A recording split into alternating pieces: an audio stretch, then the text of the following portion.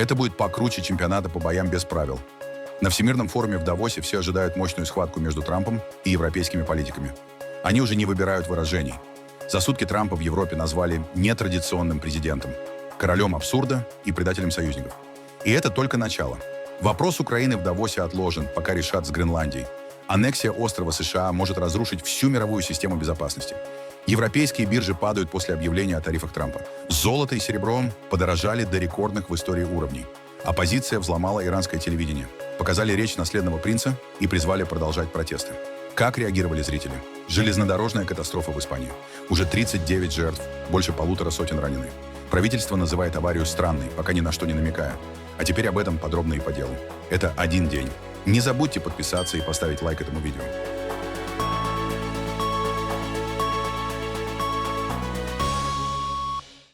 По последним данным, в результате столкновения скоростных поездов в Испании погибли 39 человек, и еще 152 получили травмы. 5 из них находятся в критическом состоянии. Всего в поездах находились почти 480 пассажиров. Министр транспорта Испании назвал инцидент крайне странным, ведь он произошел на прямом участке пути, обновленном всего полгода назад, а оба состава двигались в рамках разрешенной скорости.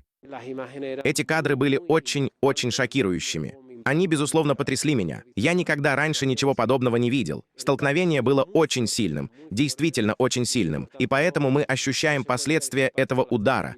Мы видим их, и мы будем продолжать видеть их в ближайшие дни. В понедельник в полдень по всей Испании люди почтили минутой молчания память жертв железнодорожной катастрофы. Премьер-министр Испании Педро Санчес отменил поездку в Давос и направился на место аварии. Туда же прибывают король и королева страны. Мы глубоко обеспокоены ужасной аварией, произошедшей вчера в Адамузе, где столкнулись 2 поезда и которая унесла множество жизней. Спасательные работы все еще продолжаются. С вечера вчерашнего дня мы поддерживаем связь с премьер-министром и председателем регионального правительства, чтобы получить более подробную информацию. Я понимаю отчаяние семей, и, учитывая количество пострадавших в результате этой аварии, мы все искренне обеспокоены. Будем надеяться, что они как можно скорее выздоровеют. Мы знаем, что многие жители Адамуза оказали посильную помощь, и, конечно же, хотим выразить им свою благодарность. Мы слушали радио до этого момента. И действительно, специалисты и службы экстренной помощи все еще ищут возможных пострадавших. Сейчас приоритетная задача — оказать помощь, сопровождение и поддержку всем, кто пострадал в этой ужасной аварии. Спасибо вам. Мы добьемся истины, мы найдем ответ. И когда этот ответ о происхождении и причине этой трагедии станет известен, как и не могло быть иначе, с полной прозрачностью и абсолютной ясностью, мы обнародуем его. Мы объявляем 3-дневный официальный траур, начиная с полуночи сегодня и до полуночи четверга. Крушение в Андалусии стало крупнейшим железнодорожным инцидентом в Испании за 13 лет. Очевидцы описывают ужасающую картину. Вагоны раскачивались, пассажиры кричали. Люди с травмами пытались выбраться из-под обломков, пока не прибыли спасатели. Экстренные службы и волонтеры продолжают работать на месте происшествия. В Адамусе переоборудован спортзал в полевой госпиталь, а движение между Мадридом и Андалусией остановлено минимум на 4 дня. В швейцарском Давосе начинается Всемирный экономический форум. В течение всей недели, до 23 января, в горах Швейцарии мировые политические лидеры и бизнес-элиты будут обсуждать самые проблемные глобальные вопросы. Самый ожидаемый гость – президент США Дональд Трамп, последовательно разрушающий устои, на которых основан Давосский форум. Эксперты отмечают разрыв между его лозунгом «Америка прежде всего» и традиционным поиском взаимовыгодного консенсуса, которым всегда гордился Давос. Политика Трампа уже привела к введению торговых тарифов как инструмента наказания, военному вмешательству в Венесуэле, угрозам захвата Гренландии и отходу США от глобального сотрудничества в области климата и здравоохранения. Администрация Трампа также угрожала председателю Федеральной резервной системы Джерому Пауэллу уголовным преследованием, что побудило ведущих мировых банкиров выступить с заявлением о защите независимости центральных банков. Резкая политика Дональда Трампа в отношении Гренландии меняет повестку Давосского форума буквально на ходу. Тема Украины отходит на второй план из-за посягательств Трампа на Гренландию, пишет Financial Times. Еще несколько дней назад лидеры Евросоюза собирались убеждать Трампа дать гарантии безопасности послевоенной Украине. Теперь они сомневаются, можно ли вообще доверять его обещаниям, и срочно переписывают повестку дня. Сегодняшняя встреча советников по нацбезопасности в Давосе вместо Украины будет посвящена Гренландии, а в четверг пройдет экстренный саммит ЕС по этой теме. Как пишет New York Times, ультиматум Дональда Трампа о продаже Гренландии впервые за долгие годы загнал ЕС в угол. В этой ситуации либо Европа сохраняет зависимость от США ради поддержки Украины, либо идет на прямой конфликт с Вашингтоном, защищая суверенитет страны-члена ЕС и НАТО. Европейские лидеры раньше старались не обострять отношения с Белым домом, ведь слишком многое завязано на Соединенные Штаты, особенно в контексте войны России против Украины. Но внутри ЕС растет понимание, что если уступить по Гренландии, то это создаст опасный прецедент. Давление через пошлины окажется рабочим даже против союзников. Кроме того, это станет катастрофическим сигналом о реальных возможностях блока. The Guardian отмечает, что если ЕС окажется не способен защитить суверенитет своего члена от внешнего давления, это продемонстрирует Украине, что она не может рассчитывать на поддержку Европы. Правительство Дании решило не посещать Всемирный экономический форум в Давосе из-за обострения ситуации вокруг Гренландии, сообщает Bloomberg со ссылкой на заявление организаторов. Представители правительства Дании были приглашены в этом году, и любые решения относительно посещения являются делом соответствующего правительства. Мы можем подтвердить, что правительство Дании не будет представлено в Давосе на этой неделе, говорится в заявлении. Тем временем датский министр иностранных дел Ларс Лёке Расмуссен заявил, что прошедшие переговоры с США были конструктивными. Стороны договорились продолжать работу, чтобы найти решение, которое позволит президенту США Дональду Трампу отказаться от идеи приобрести Гренландию, одновременно обеспечив суверенитет острова и территориальную целостность Королевства Дания. И можно отметить, что да, американский президент нетрадиционен, если выразиться дипломатично. Но США — это не только президент. Я только что там побывал. В американском обществе также есть система сдержек и противовесов. Честно говоря, я считаю, что нужно идти сразу по нескольким направлениям. С самого начала мы призывали к конструктивному диалогу с нашим американским союзником и друзьями, без социальных сетей, заголовков и резких слов. И мы открыли этот диалог на прошлой неделе. Мы не собираемся отказываться от него. У меня есть соглашение с американским вице-президентом. Оно было подтверждено после того, как мы выслушали пресс-секретаря. Так что мы будем придерживаться этого курса, если США не решат иначе. Но при этом, конечно, нам нужна реакция Европейского Союза.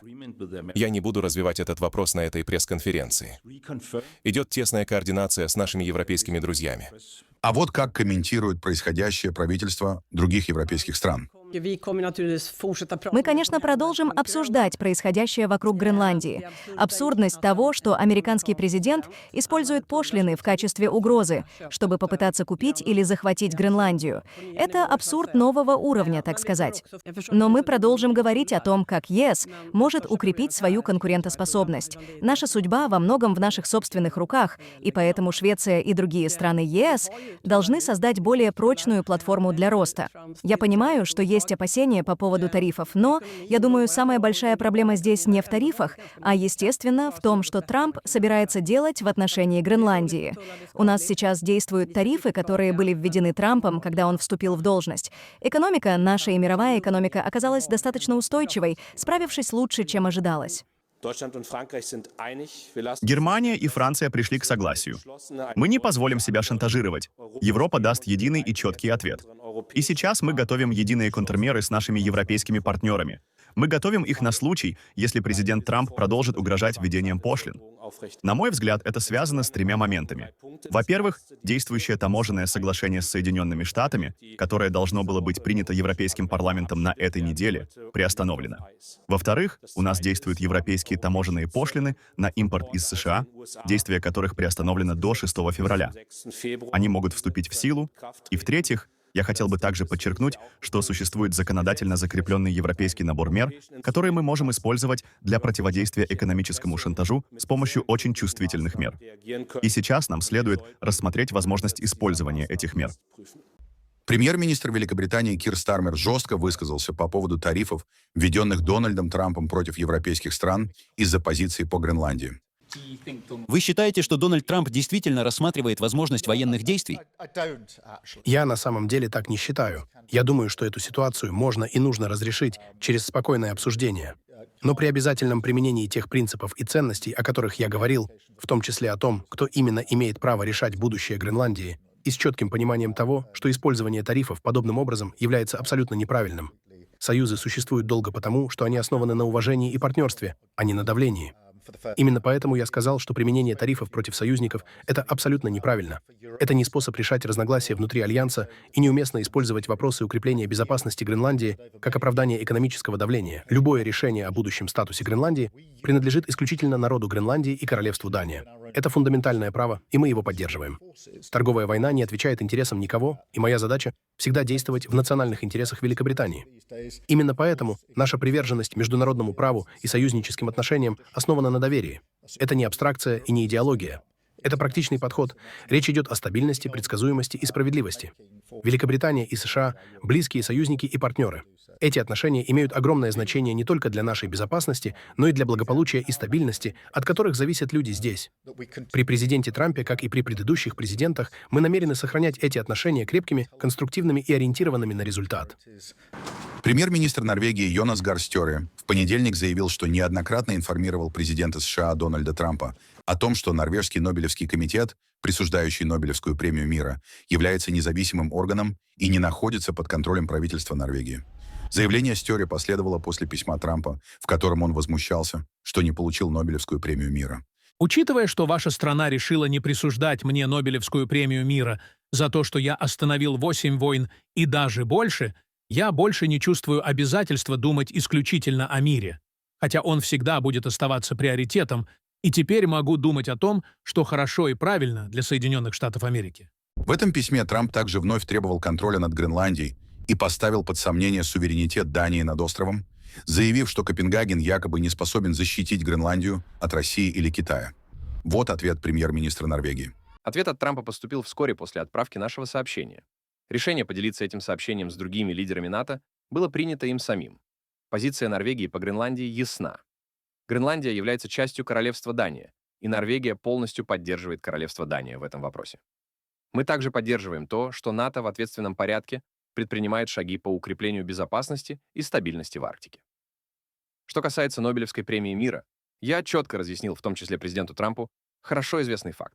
Премия присуждается независимым Нобелевским комитетом, а не правительством Норвегии.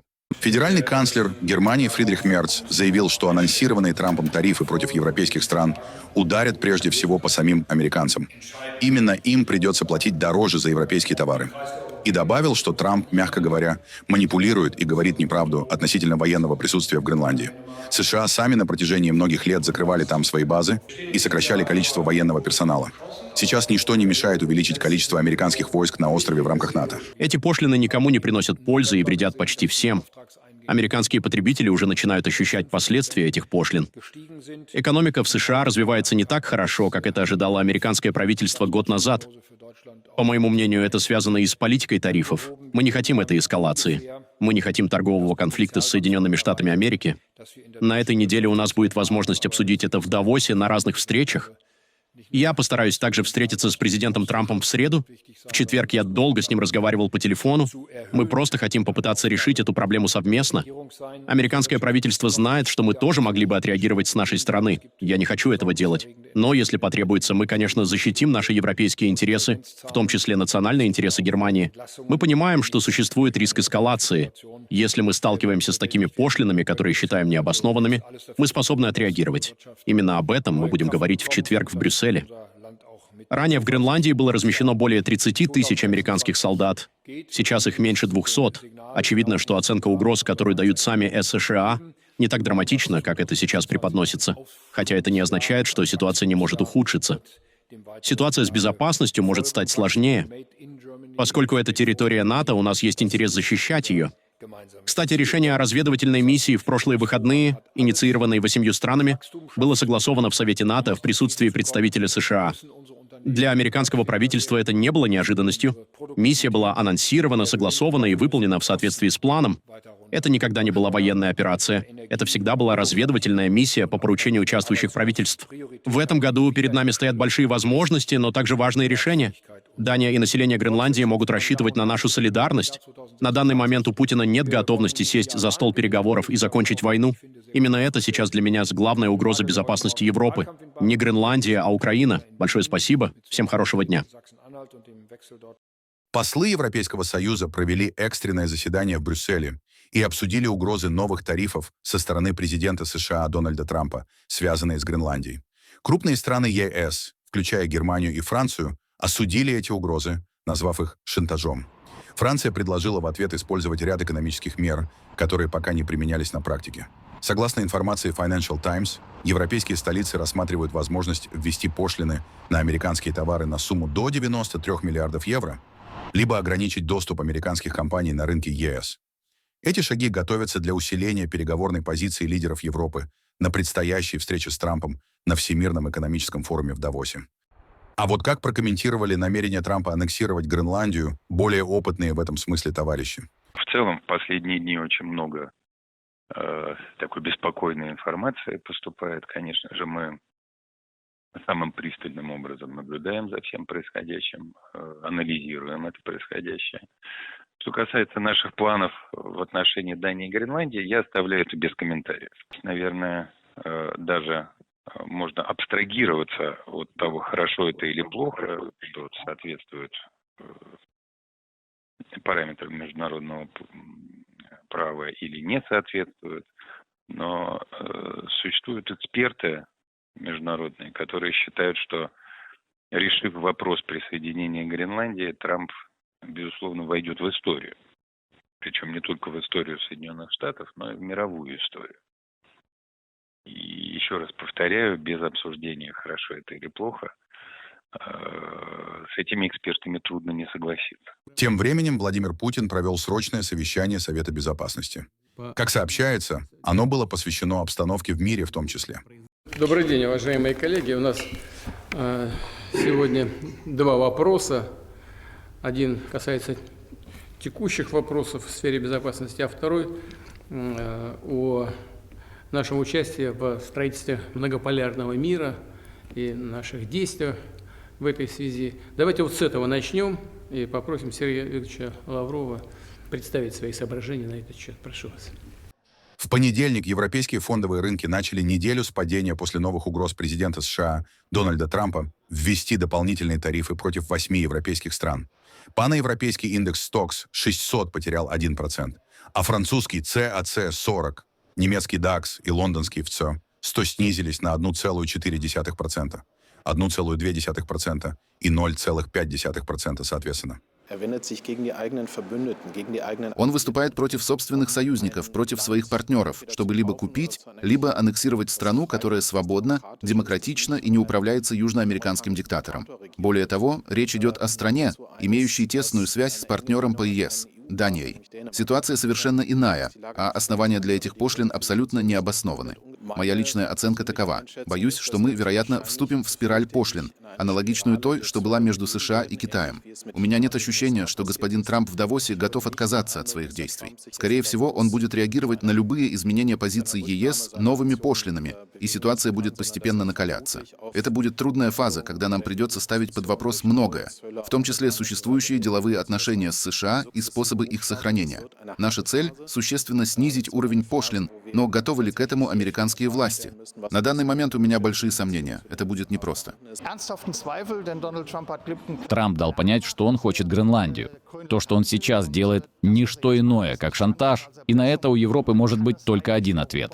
Я думаю, европейцы сейчас понимают, что политика умиротворения Дональда Трампа не приводит ни к чему долгосрочному. Ближайшие доверенные лица Дональда Трампа, которые теперь уже не работают на него, не раз указывали на то, что Трамп реагирует только на силу.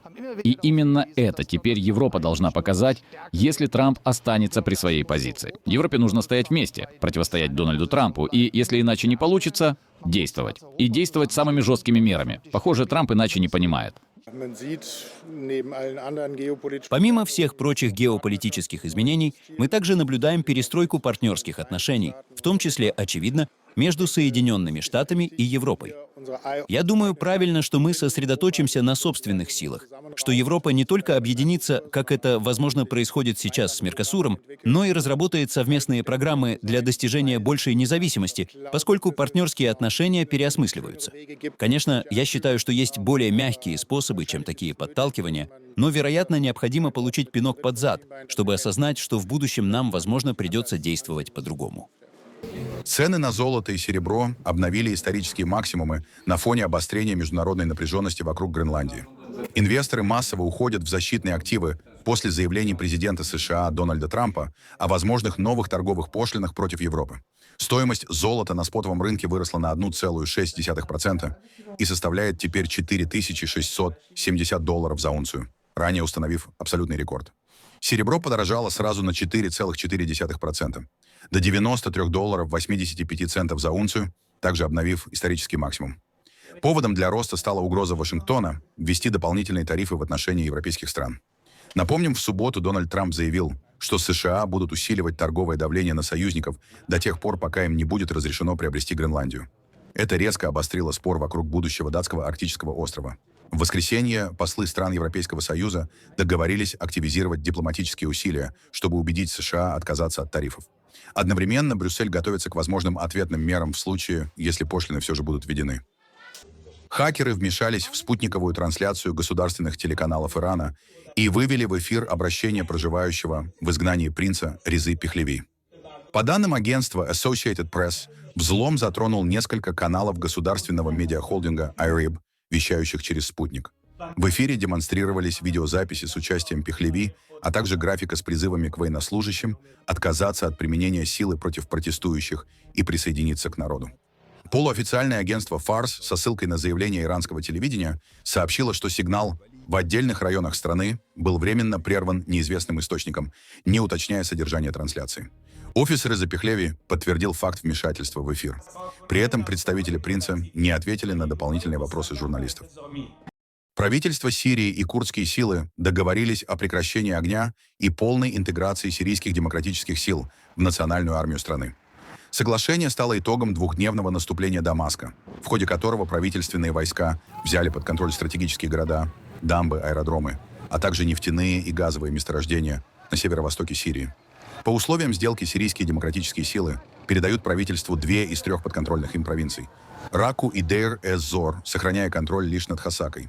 Дамаск берет на себя управление всеми пограничными переходами, энергетическими объектами и тюрьмами, где содержится более 8 тысяч боевиков террористической группировки «Исламское государство». Президент Сирии Ахмед Аль-Шараа подписал соглашение в одиночку перед камерами в Дамаске. Я рекомендую ввести полное прекращение огня в данный момент. Я также призываю наши арабские племена в этом регионе сохранять спокойствие и мир и позволить постепенное выполнение положений соглашения до достижения полного мира в Сирии. Сирийские институты войдут на всю территорию Сирии в этом регионе, но существуют некоторые чувствительные зоны. Сотрудники сил безопасности будут выведены из этих районов, чтобы предотвратить любые боевые действия. Курдским формированиям фактически оставляют только культурную автономию без политической власти. Президент Сирии Ахмед Аль-Шара признал курдский язык национальным наряду с арабским и объявил праздник Навруз государственным, однако административное управление регионами переходит к центральным властям. Предыдущая попытка интеграции, согласованная в марте прошлого года, провалилась. Нынешняя договоренность стала возможной на фоне военных поражений СДС и усилившегося давления со стороны Дамаска. Курды установили контроль над северо-востоком Сирии в 2012-2014 годах на фоне гражданской войны. При поддержке США СДС стали ключевой силой в борьбе с исламским государством и к 2019 году контролировали обширные территории, не подчиняясь центральной власти. После свержения режима Башара Асада в декабре 2024 года новое руководство страны взяло курс на жесткую централизацию, частью которой стала и нынешняя сделка. Христиане православных церков, живущих по юлианскому календарю, сегодня празднуют Крещение Господне. По традиции верующие купаются в водоемах, что символизирует крещение Спасителя в водах Иордана. Вот как это, например, происходило сегодня в Белграде, столице Сербии.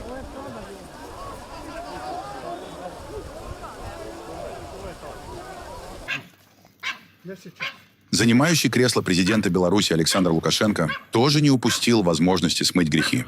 В проруби в 15-градусный мороз Лукашенко пришел с неизменным спутником шпицем Умкой.